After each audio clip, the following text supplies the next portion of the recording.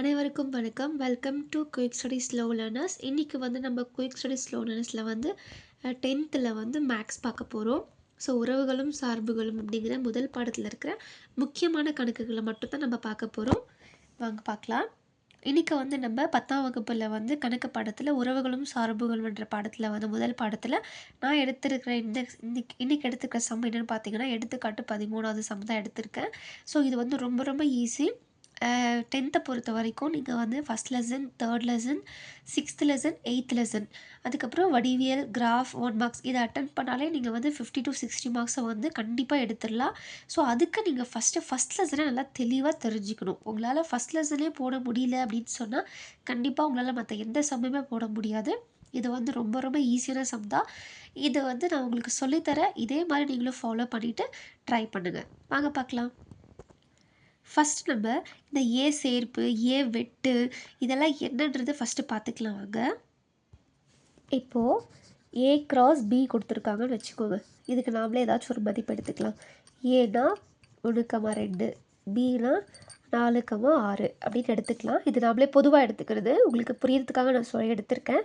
இப்போ A cross B, இப்போ ஏக்கும் பிக்கும் ஒரு மதிப்பு வந்திருக்காங்க. ஸோ இப்போ ஏ கிராஸ் இந்த பெருக்கல் குறி வந்தால் நம்ம என்ன செய்யணும் அப்படிங்கிறத சொல்கிறேன்.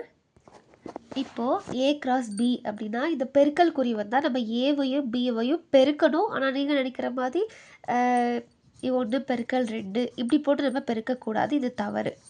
சரிங்களா? இப்போ இந்த பெருக்கல் குறி வந்துச்சுன்னா ஃபஸ்ட்டு என்ன கொடுத்துருக்காங்க, ஏ என்ன கொடுத்துருக்காங்க 1,2. அதுக்கப்புறம் இந்த பெருக்கல் குறியை நம்ம எடுத்து அங்கே போட்டுக்கணும்.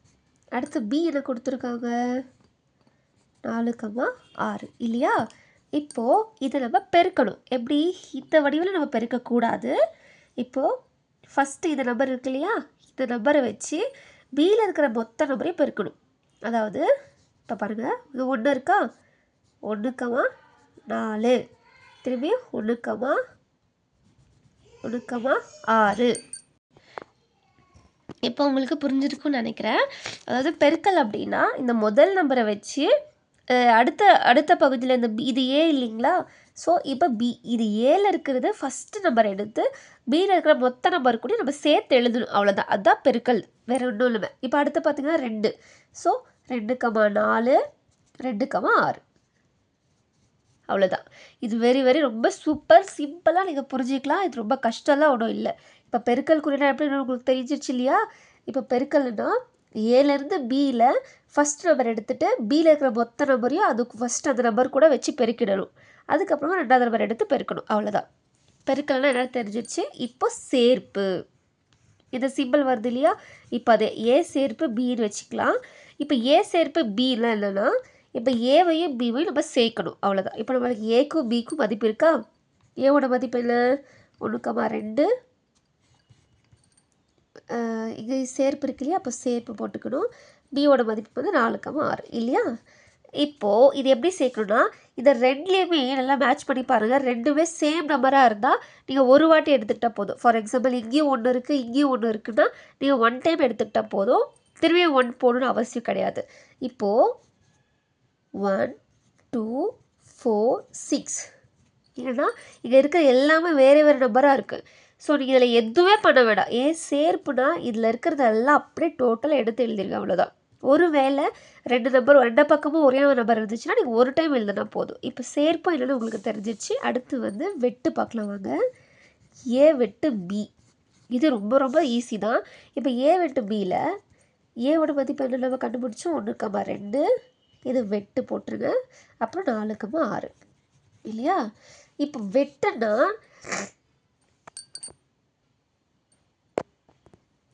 இப்போ ஏ வெட்டு பி, இதில் வந்து ஏ பி 2 எடுத்துகிட்டு நம்ம இது வெட்டணும். வெட்டுனா என்ன அப்படின்னு பார்த்தீங்கன்னா ஏ பி இது ரெண்டுலேயுமே ஒரே மாதிரி நம்பர் இருக்கணும். ஒரே மாதிரி நம்பர் இருந்தால் மட்டும்தான் அதை நீங்கள் வெட்டணும். ஃபார் எக்ஸாம்பிள் இங்கே 1 இருக்குது, 2 இருக்குது, இங்கே 4, 6 இருக்குது. ஸோ இது எதுவுமே வெட்ட முடியாது.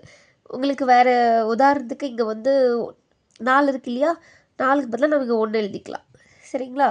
இப்போ இங்கே 1 இருக்கா, இங்கே 1 இருக்கா, ஸோ அந்த 1 மட்டும்தான் ஆன்சர். இந்த 2, 6 கிடையாது. ஏன்னா வெட்டை பொறுத்த வரைக்கும் எந்த நம்பர் சேமாக இருக்கோ அதுதான் வெட்டு. உங்களுக்கு இதை விட ஈஸியாக கண்டிப்பாக புரிகிற மாதிரி சொல்லித்தர முடியுமா எனக்கு தெரியல. இதுவே நிச்சயமாக உங்களுக்கு புரிஞ்சிருக்கும்ன்ற நம்பிக்கை எனக்கு இருக்குது. இப்போ நம்ம பார்த்தது வந்து பார்த்திங்கன்னா ஃபார்முலா மட்டும்தான். அடுத்த வீடியோவில் வந்து நான் சொன்ன உங்களுக்கு அந்த சம்மை வந்து கண்டிப்பாக உங்களுக்கு சொல்லித்தரேன்.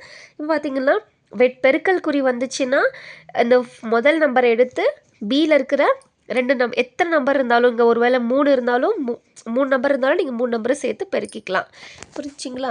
சேர்ப்புனா என்ன, ஒரே நம்பர் சேமாக இருந்துச்சுன்னா மட்டும் நீங்கள் ஒரு வாட்டி எடுத்துக்கிட்டால் போதும். இல்லாத பட்சத்தில் எல்லா நம்பரும் நீங்கள் எடுத்து எழுதிக்கலாம். பார்த்தீங்கன்னா 1 2 3 1 2 4 6 எழுதியிருக்கோம். இப்போ வெட்டு பார்த்திங்கன்னா ஏபி ரெண்டுலேயுமே ஒரே நம்பர் இருந்துச்சுன்னா மட்டும்தான் அது நீங்கள் எடுக்கணும். வேறு நம்பராக இருந்தால் அது எடுக்கக்கூடாது. அதாவது அது வெட்டுற நம்பர், அவ்வளோதான். ஓகே, இது உங்களுக்கு புரிஞ்சிருக்கும் நம்புகிறேன். பாய்.